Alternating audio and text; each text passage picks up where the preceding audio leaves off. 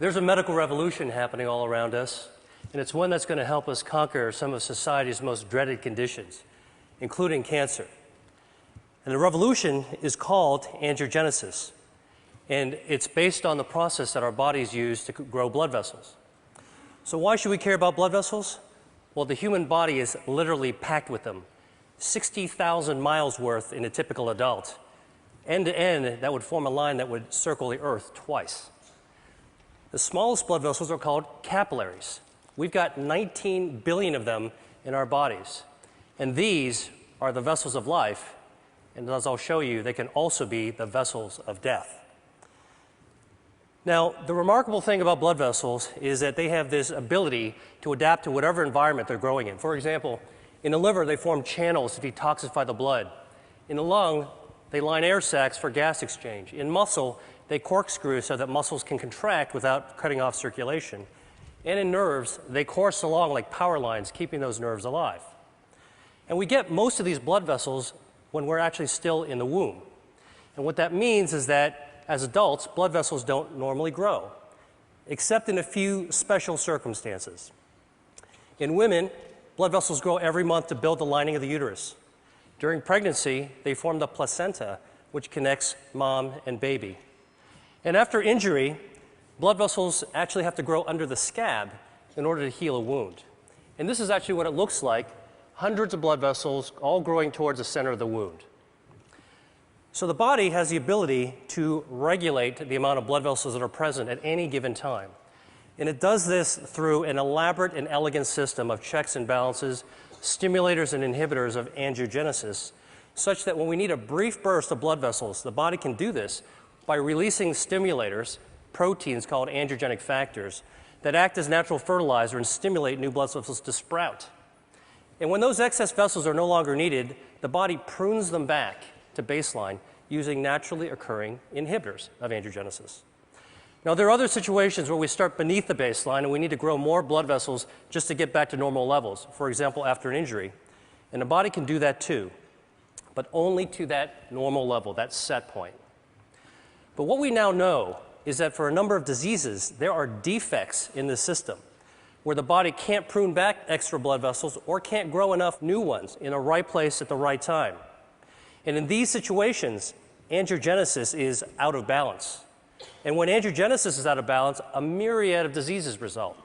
For example, insufficient angiogenesis, not enough blood vessels, leads to wounds that don't heal, heart attacks, legs without circulation, death from stroke, nerve damage. And on the other hand, excessive angiogenesis, too many blood vessels, drives disease. And we see this in cancer, blindness, arthritis, obesity, Alzheimer's disease. In total, there are more than 70 major diseases affecting more than 1 billion people worldwide that all look on the surface to be different from one another, but all actually share abnormal angiogenesis as their common denominator. And this realization is allowing us to reconceptualize the way that we actually approach these diseases by controlling angiogenesis. Now, I'm going to focus on cancer because angiogenesis is a hallmark of cancer, every type of cancer. So here we go. This is a tumor, dark, gray, ominous mass growing inside a brain. And under the microscope, you can see hundreds of these brown-staining blood vessels, capillaries, that are feeding cancer cells, bringing oxygen and nutrients. But cancers don't start out like this. And in fact, cancers don't start out with a blood supply. They start out as small, microscopic nests of cells that can only grow to 1/2 a cubic millimeter in size. That's the tip of a ballpoint pen. Then they can't get any larger because they don't have a blood supply, so they don't have enough oxygen or nutrients. And in fact, we're probably forming these microscopic cancers all the time in our body. Autopsy studies from people who died in car accidents have shown that about 40% of women between the ages of 40 and 50 actually have microscopic cancers in their breasts. About 50% of men in their 50s and 60s have microscopic prostate cancers. And virtually 100% of us, by the time we reach our 70s, will have microscopic cancers growing in our thyroid.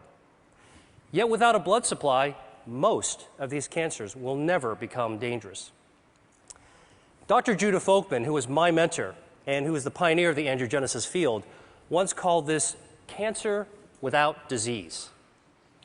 So the body's ability to balance angiogenesis, when it's working properly, prevents blood vessels from feeding cancers. And this turns out to be one of our most important defense mechanisms against cancer. In fact, if you actually block angiogenesis and prevent blood vessels from ever reaching cancer cells, tumors simply can't grow up. But once angiogenesis occurs, cancers can grow exponentially. And this is actually how a cancer goes from being harmless to deadly. Cancer cells mutate, and they gain the ability to release lots of those angiogenic factors, natural fertilizer, that tip the balance in favor of blood vessels invading the cancer. And once those vessels invade the cancer, it can expand, it can invade local tissues, and the same vessels that are feeding tumors allow cancer cells to exit into the circulation as metastases. And unfortunately, this late stage of cancer is the one at which it's most likely to be diagnosed, when angiogenesis is already turned on and cancer cells are growing like wild. So, if angiogenesis is a tipping point between a harmless cancer and a harmful one, then one major part of the angiogenesis revolution is a new approach to treating cancer by cutting off the blood supply. We call this anti-angiogenic therapy, and it's completely different from chemotherapy because it selectively aims at the blood vessels that are feeding the cancers. And we can do this because tumor blood vessels are unlike normal healthy vessels we see in other places of the body. They're abnormal, they're very poorly constructed, and because of that, they're highly vulnerable to treatments that target them. And in fact, when we give cancer patients anti-angiogenic therapy, here, an experimental drug for a glioma, which is a type of a brain tumor, you can see that there are dramatic changes that occur when the tumor is being starved. Here's a woman with a breast cancer being treated with the anti-angiogenic drug called Avastin, which is FDA approved, and you can see that the halo of blood flow disappears after treatment. Now, I've just shown you two very different types of cancer that both responded to anti-angiogenic therapy. So a few years ago, I asked myself, can we take this one step further and treat other cancers, even in other species? So here is a 9-year-old boxer named Milo who had a very aggressive tumor called a malignant neurofibroma growing on his shoulder and invaded to his lungs. His veterinarian only gave him 3 months to live. So we created a cocktail of anti-angiogenic drugs that could be mixed into his dog food, as well as an anti-angiogenic cream that could be applied on the surface of the tumor. And within a few weeks of treatment, we were able to slow down that cancer's growth such that we were ultimately able to extend Milo's survival to 6 times what the veterinarian had initially predicted, all with a very good quality of life. And we've subsequently treated more than 600 dogs. We have about a 60% response rate and improved survival for these pets that were about to be euthanized. So let me show you a couple of even more interesting examples. This is a 20-year-old dolphin living in Florida, and she had these lesions in her mouth that, over the course of 3 years, developed into invasive squamous cell cancers. So we created an anti-angiogenic paste. We had it painted on top of the cancer 3 times a week, and over the course of 7 months, the cancers completely disappeared, and the biopsies came back as normal.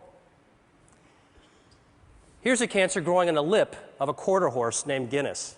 It's a very, very deadly type of cancer called an angiosarcoma, had already spread to his lymph nodes. So we used the anti-angiogenic skin cream for the lip and the oral cocktail so we could treat from the inside as well as the outside. And over the course of 6 months, he experienced a complete remission. And here he is 6 years later, Guinness, with his very happy owner.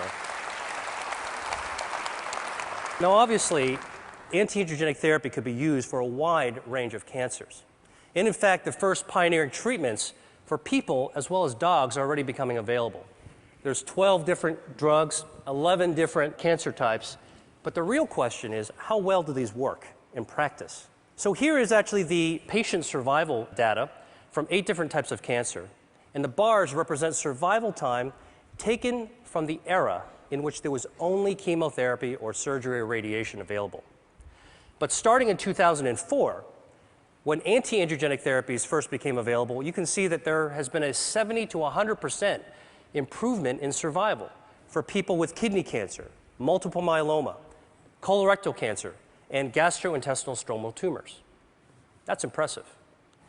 But for other tumors and cancer types, the improvements have only been modest. So I started asking myself, why haven't we been able to do better? And the answer to me is obvious. We're treating cancer too late in the game, when it's already established and oftentimes it's already spread or metastasized.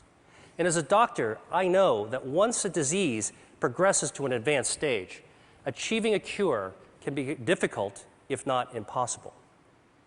So I went back to the biology of angiogenesis and started thinking, could the answer to cancer be preventing angiogenesis? Beating cancer at its own game, so that cancers could never become dangerous. This could help healthy people, as well as people who have already beaten cancer once or twice and want to find a way to keep it from coming back. So to look for a way to prevent angiogenesis in cancer, I went back to look at cancer's causes. And what really intrigued me was when I saw that diet accounts for 30 to 35% of environmentally caused cancers. Now, the obvious thing is to think about what we could remove from our diet, what to strip out, take away. But I actually took a completely opposite approach and began asking, what could we be adding to our diet that's naturally anti-angiogenic, that could boost the body's defense system and beat back those blood vessels that are feeding cancers? In other words, can we eat to starve cancer? Well, the answer is yes, and I'm going to show you how. And our search for this has taken us to the market, the farm, and to the spice cabinet, because what we've discovered is that Mother Nature has laced a large number of foods and beverages and herbs with naturally occurring inhibitors of angiogenesis. So here's a test system we developed. At the center is a ring from which hundreds of blood vessels are growing out in a starburst fashion. And we can use this system to test dietary factors at concentrations that are attainable by eating. So let me show you what happens when we put in an extract from red grapes. The active ingredient is resveratrol. It's also found in red wine. This inhibits abnormal angiogenesis by 60%.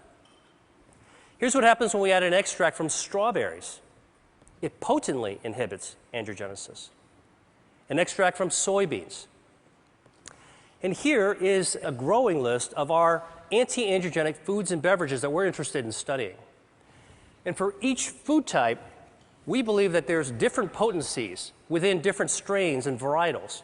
And we want to measure this because, well, while you're eating a strawberry or drinking tea, why not select the one that's most potent for preventing cancer? So here are 4 different teas that we've tested. They're all common ones: Chinese jasmine, Japanese sencha, Earl Grey, and a special blend that we prepared. And you can see clearly that the teas vary in their potency from less potent to more potent. But what's very cool is when we actually combine the 2 less potent teas together, the combination, the blend, is more potent than either one alone. This means there's food synergy. Here's some more data from our testing. Now, in the lab, we can simulate tumor angiogenesis, represented here in the black bar. And using this system, we can test the potency of cancer drugs. So the shorter the bar, less angiogenesis, that's good. And here are some common drugs that have been associated with reducing the risk of cancer in people. Statins, non-steroidal anti-inflammatory drugs, and a few others. They inhibit angiogenesis too. And here are the dietary factors going head-to-head against these drugs. You can see they clearly hold their own, and in some cases they're more potent than the actual drugs. Soy, parsley, garlic, grapes, berries. I could go home and cook a tasty meal using these ingredients. So imagine if we could create the world's first rating system in which we could score foods according to their anti-angiogenic, cancer-preventative properties. And that's what we're doing right now. Now, I've shown you a bunch of lab data, and so the real question is, what is the evidence in people that eating certain foods can reduce angiogenesis in cancer? Well, the best example I know is a study of 79,000 men followed over 20 years, in which it was found that men who consumed cooked tomatoes 2 to 3 times a week had up to a 50% reduction in their risk of developing prostate cancer. Now, we know that tomatoes are a good source of lycopene, And lycopene is anti-androgenic. But what's even more interesting from this study is that in those men who did develop prostate cancer, those who ate more servings of tomato sauce actually had fewer blood vessels feeding their cancer. So this human study is a prime example of how anti-androgenic substances present in food and consumed in practical levels can impact on cancer.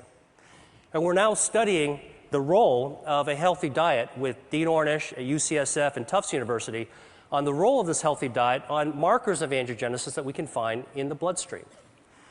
Now, obviously, what I've shared with you has some far-ranging implications even beyond cancer research, because if we're right, it could impact on consumer education, food services, public health, and even the insurance industry. And in fact, some insurance companies are already beginning to think along these lines. Check out this ad from Blue Cross Blue Shield of Minnesota.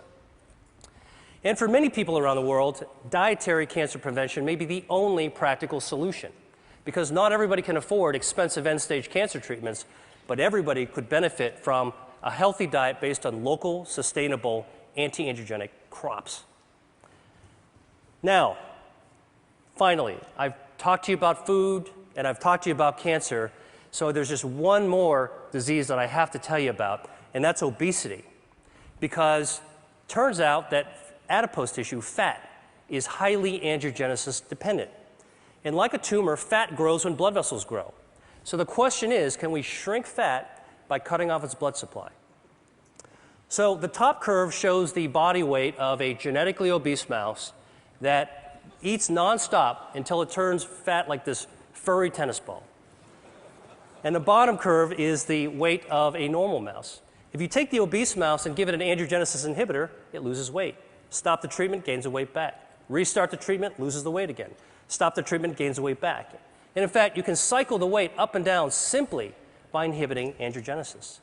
So this approach that we're taking for cancer prevention may also have an application for obesity. The really, truly interesting thing about this is that we can't take these obese mice and make them lose more weight than what the normal mouse's weight is supposed to be. In other words, we can't create supermodel mice. And this speaks to the role of angiogenesis in regulating healthy set points. Albert Szent-Györgyi once said that discovery consists of seeing what everybody has seen and thinking what nobody has thought. I hope I've convinced you that for diseases like cancer, obesity, and other conditions, that there may be a great power in attacking their common denominator, angiogenesis. And that's what I think the world needs now. Thank you.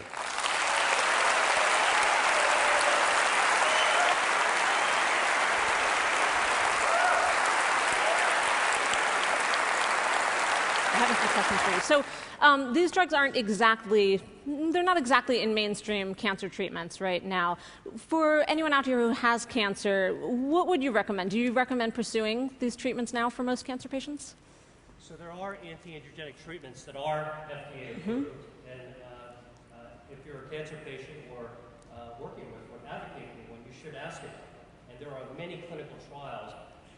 The Angiogenesis Foundation is following almost 300 companies. And there's about 100 more drugs that are in the pipeline. So consider the approved ones, look for clinical trials. But then between what the doctor can do for you, we need to start asking, what can we do for ourselves? And this is one of the themes that I'm talking about, is we can empower ourselves to do the things that doctors can't do for us, which is to use knowledge and take action. And if Mother Nature has given us some clues, we think that there might be a new future in the value of how we eat. And what we eat is really our chemotherapy 3 times a day. Right. And along those lines, for people who might have risk factors for cancer, would you recommend pursuing any treatment sort of prophylactically, or simply pursuing the right diet with lots of tomato sauce? Well, there's abundant epidemiological evidence, and I think in the information age, it doesn't take long to go to a credible source like PubMed, the National Library of Medicine, to look for epidemiological studies for cancer risk reduction based on diet and based on common medications. And that's certainly something that anybody can look into. Okay, well, thank you so much.